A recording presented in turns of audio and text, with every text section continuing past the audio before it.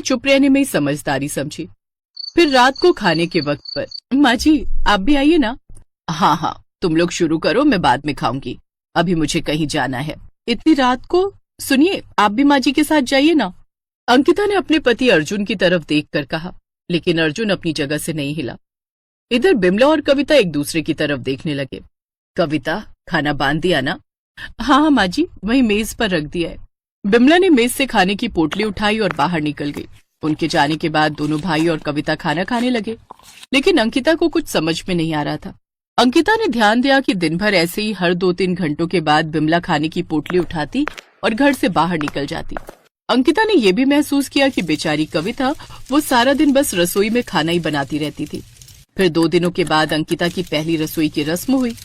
उसने सभी के लिए तरह तरह के पकवान बनाए, लेकिन उसका बनाया हुआ हलवा सभी को बहुत पसंद आया। अंकिता, जी माँ जी। हलवा बहुत अच्छा बनाया है तुमने। एक काम करो, खाना खाने के बाद कविता के साथ मिलकर फिर से ऐसा ही हलवा बनाओ। कविता, कम से कम 3-4 किलो सूजी का तो बना ही लेना। जी माँ जी, मैं समझ गई। कविता अपनी सास बिमला का इशारा समझ गई थी, लेकिन अंकिता को तो कुछ पल्ले ही नहीं पड़ रहा था। फिर जब बिमला वहां से चली गई तो अंकिता ने हिम्मत करके अपनी